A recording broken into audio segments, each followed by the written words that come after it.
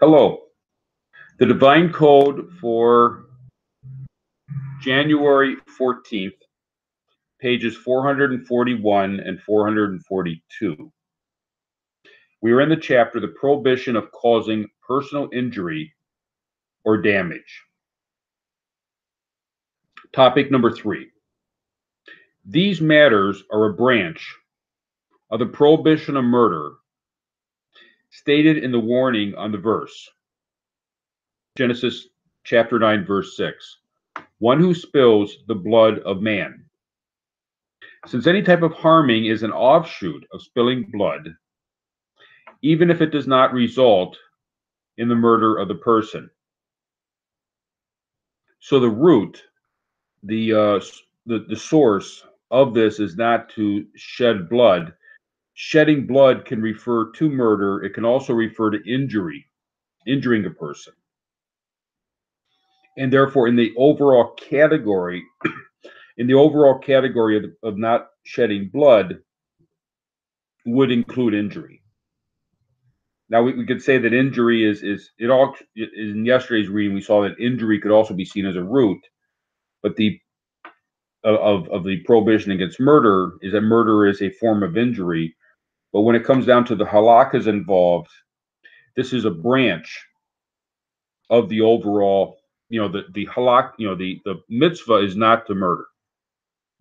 The halakhas involved would include, therefore that's a branch, would include the prohibition against injuring people. Less than murder, injuring of people. Although a Gentile is not liable to capital punishment for harming another person without murdering, still it is an obligation to penalize anyone who harms or causes suffering to another person. This transgression and the details of this obligatory penalty will be explained in a section on the Noahide Code commandment on the courts of law, and in part 7b, chapter 11, and that'll be in the future edition of the Divine Code when the laws of courts are added to this. And part 7, I'm pretty sure that refers to the laws of stealing and damages, which would be part of injury. There's two aspects of injury. One is the damage. There can be a physical a monetized understanding of the injury, and there's also the injury itself. So how that all plays out is explained both in the future translated edition of the Divine Code, both in the section on stealing, theft, and on the section of dinam on courts.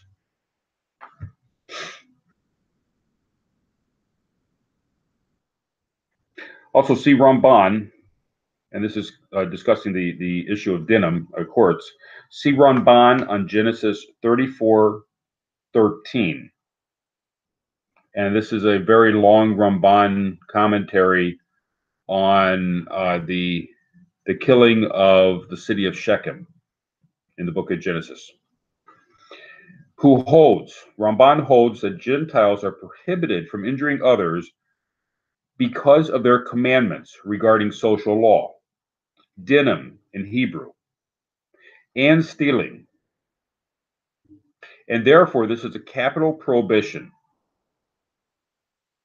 So Ramban held a little bit of a different understanding of the Noahide laws than how it's normally explained, and these other items would be considered not living up to the laws of dinam, and therefore it would be a capital punishment for a person who injured. I'm sure there would have to be a threshold involved, but a person who injures another person, that would be considered theft, and that would be considered a violation of dinam, and therefore it would be an executable offense if the person did that.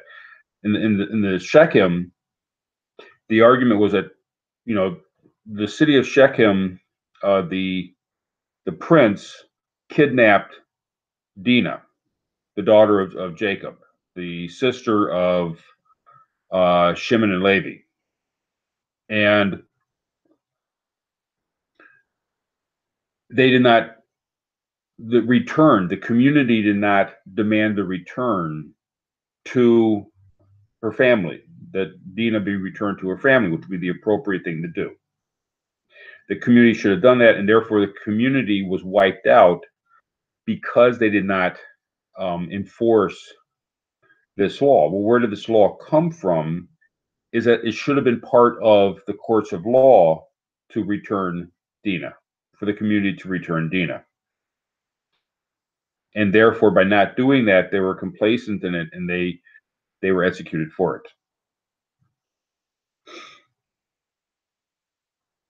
So similarly, Ramban seems to be arguing here that injury at a certain threshold, whatever threshold that is, injury would be an executable offense. That seems to be what Ramban is arguing at this point. This opinion is initially cited by Ron on Tractate Sanhedrin 58b, but he finally agrees with Rambam that it is not included in the prohibition of theft. So the question is whether or not this would be part of the prohibition of theft, and that a court would be required to execute the person who injures for injury. And Ramban and Ron would say no. The question posed by Ron against Rambam's opinion is that a Gentile who strikes a Jew is liable to death by the hand of God. Tractate Sanhedrin 58b, see topic 3 that follows. That's also in today's reading. But according to Ramban, a Gentile who strikes anyone, including another Gentile, is liable because injuring is tantamount to theft. If so, why did Tractate Sanhedrin 58b specify a Jew?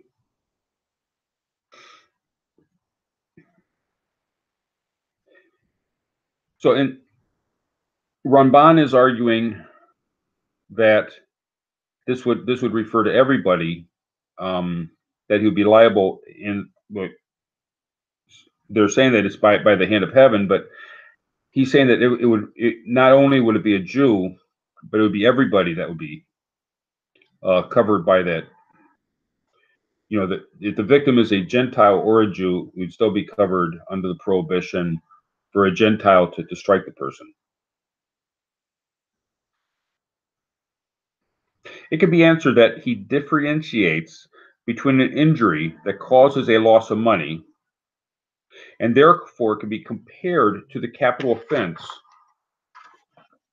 of stealing, and an injury that causes pain but no monetary loss.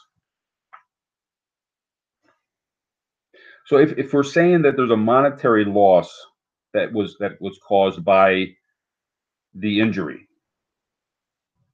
then it might be under the laws of theft. And if it met the proper criteria that the person intentionally caused the loss of money, that could be an executable offense under the laws of theft. But the pain and suffering would not be sufficient to place under that category. So the pain and suffering would not be an executable offense, but the loss of the monetized loss would be. It is also possible that Ramban sees extensions of two prohibitions in injury, murder, and stealing. The difference is A, where there is no loss of money involved, and B, in regarding to injuring oneself. The prohibition of murder applies even if it is self-inflicted, based on the verse, "But your blood of your souls I will demand." Whereas one is not liable for causing monetary loss to oneself.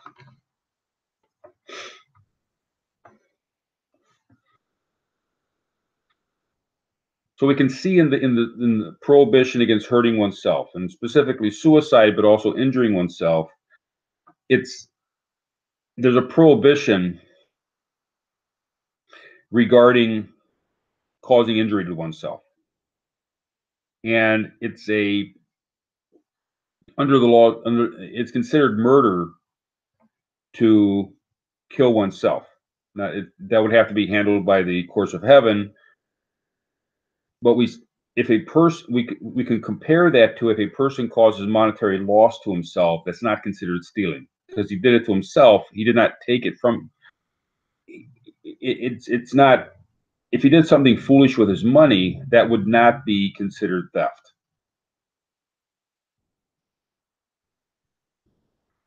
And therefore, there's two different aspects of injury. We would not um, get involved with the person if he injures himself. We would not go after him for causing. Um, the court would not get involved because of the monetary loss that he received because of the injury. The court might get involved in trying to protect the person from injuring himself. That's a different concern there. So the question is whether or not the court, to what extent would the court get involved for a person injuring himself, and under what purpose would the court get involved? See, Hilkot Yoav Kava Kashita, chapter 18, who questions Rambam's logic, seeing there would be no need to instate a death penalty for killing a fetus if the fetus already exists for causing injury to the mother. If the penalty already exists for causing injury to the mother, which Rambam would compare to the capital sin of stealing. So this is a case where a person strikes the mother, and the fetus is the mother's injured. I mean, the person strikes the mother in a manner that it causes damage to the mother and also causes the fetus to be killed. Would there be a prohibition regarding the death of would the person be prosecuted for causing death to the fetus? And why would there need to be a second law concerning that whenever this happens, the mother would also be injured? Then he could be taken to court and executed for causing injury to the mother. If it's an executable offense to injure someone, why would there need to be the second law concerning prosecuting because of the death of the fetus?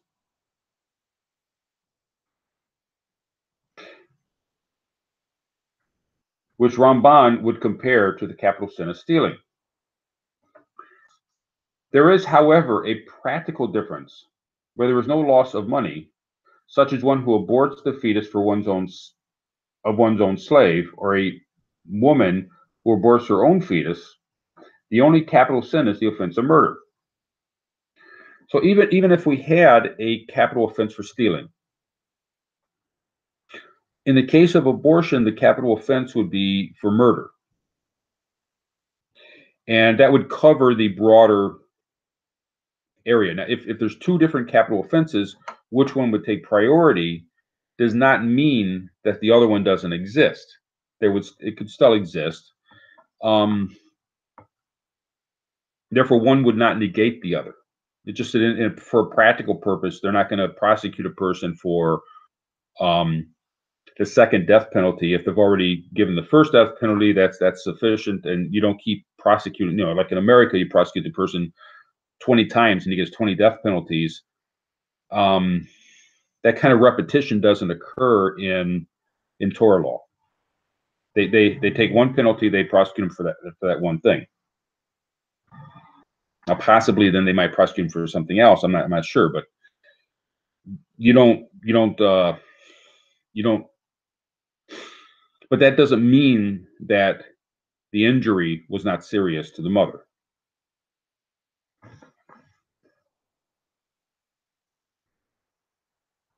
See Kimdat Israel Hilkot Malachim, chapter 10, topic 47, who clearly holds that there is no monetary damage incurred with the injury, that if there is no monetary damage incurred with the injury, the perpetrator is liable for the capital offense of stealing.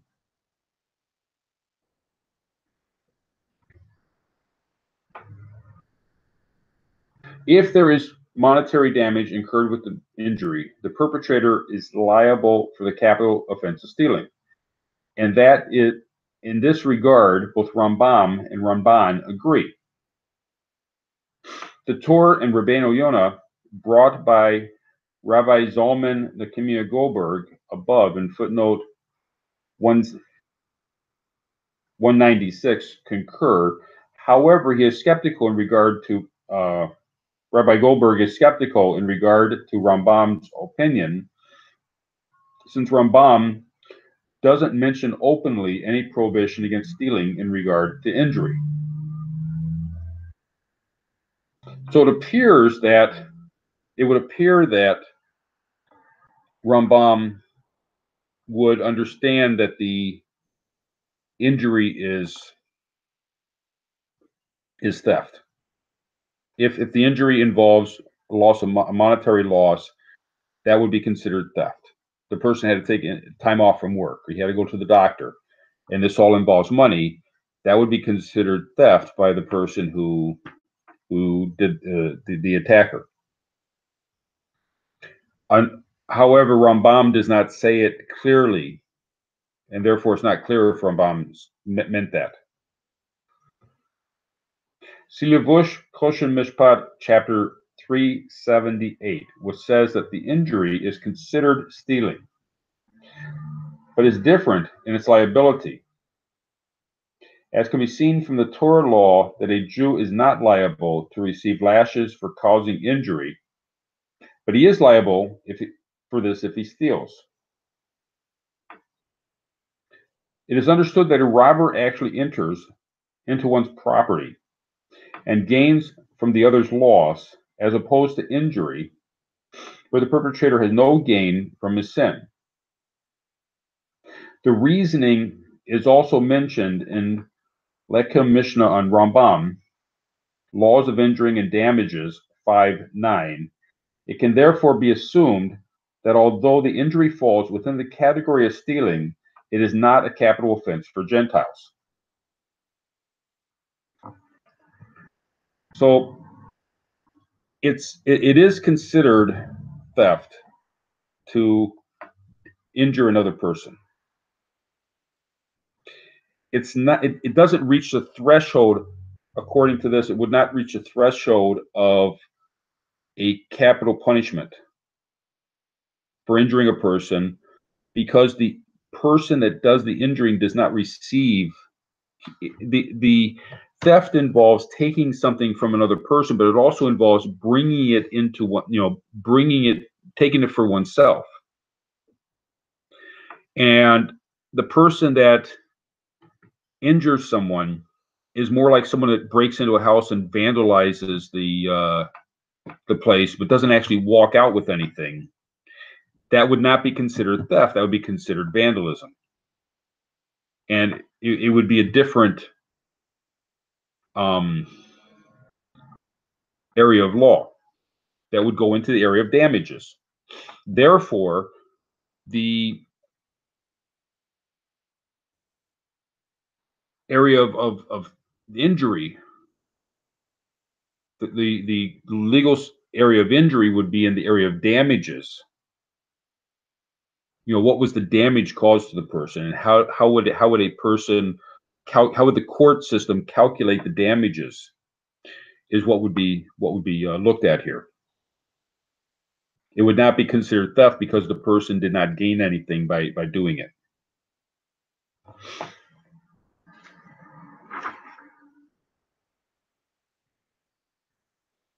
Or he did not take what he may gain did not come directly from the other person. It's not like he stole the person's watch and then he has the watch. It came from the other person. Now he has the watch. That doesn't work in the case of injury.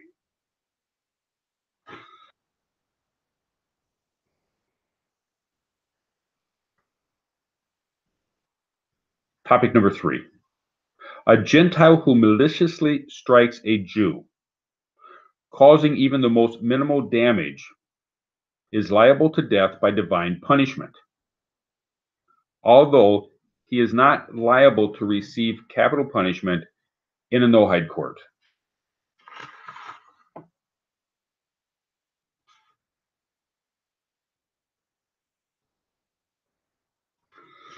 So the person, there is a certain holiness in the Jewish people. And for a non-Jew to strike a Jew is very serious in a spiritual level. This is not handled unless it reaches a certain threshold of injury. But if it's just simply a slap on the face or something of that nature, it's degrading to the divine image that exists in the Jewish people, and God will deal with it. God will decide what the heavenly court will decide what is the penalty in that case. He is liable to death. The Gentile is liable to death for that, but it would not be in a human court unless the injury reached a certain threshold.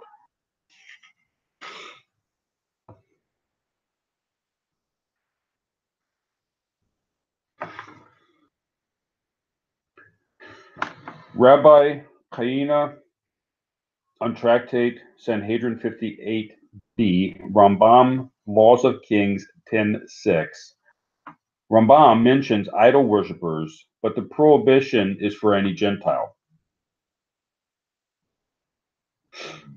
That refers to the category of people that would be liable in the hand of heaven for striking a Jew would refer to all Gentiles.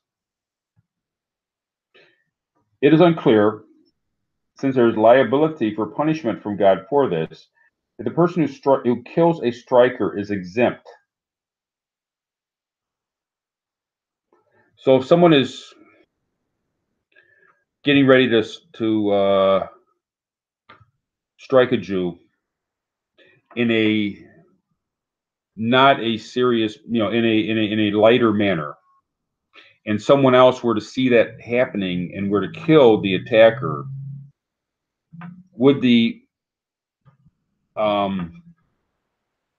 person that got involved and killed the attacker be liable for killing the attacker, or would he be exempt, which would be in the case if the attacker was threatening to kill the person? If he's only threatening to slap the person, in this case, would the person who intervened be liable? Or Shemayak on Rambam, Laws of Kings 10:6, implies that this is true. This is also the simple understanding of Rabbi Kaina's statement in Tractate Sanhedrin 58b, which is the source, the teaching that a Gentile who strikes a Jew is liable to death, as can be seen from the fact that Moses killed the Egyptian who was striking the Israelite. That's in Exodus chapter 2. However, Rabbi Kaina does not specify whether the liability is in a court of law or from God.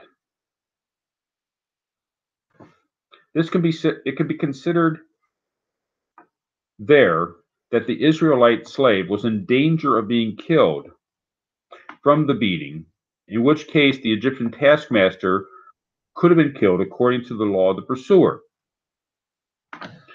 So in the case of the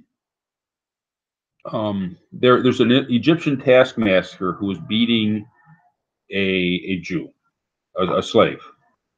Moses intervenes, killing the Egyptian taskmaster. Now the question would be, in what manner was the taskmaster beating the slave that it would reach the threshold for Moses to kill the taskmaster in order to protect the slave? Was it a simple beating, or was it a major beating that was occurring? If it was a major beating, then obviously it's proper for a person to intervene. A major beating would be causing major injury or possible loss of life. A minor beating would not necessarily reach that threshold unless the threshold is changed in the case of a Gentile beating a Jew. And that's what's being looked at here. And see Rambam, Laws of Injuries and Damages 5.3. A Gentile who strikes a Jew is liable to capital punishment. As it says, and that's in Exodus chapter 2, and he, Moses, turned this way and that. He saw that there was no man, and he struck and killed the Egyptian. However, Rambam in the Laws of Kings 10:6 states, a Gentile who strikes a Jew is liable to death from God for causing even a most minimal damage. So from the sake of heaven, the Egyptian taskmaster would be liable. The question is whether or not Moses had permission to intervene at that point. Nevertheless, he is not executed by the court. It is questionable why Rambam mentions this in Laws of Injuries and Damages and why he changes his wording. It seems clear that in Laws of Injury and Damages he refers to the law that an empowered Jewish court would give the death sentence. In Laws of Kings 10:6, Rambam cites the rule that a Noahide court cannot execute a Gentile who strikes a Jew, despite his liability to the death by the hand of heaven, by the hand of God. So, in a Noahide court would not execute the Gentile. However, it's possible that the Jewish court might execute the Gentile for striking a Jew. And we would have to look at the issue of thresholds in that would exist within the Jewish system as to how that would work out. But for the Noahide court, would not execute the person, would leave it in the hands of heaven.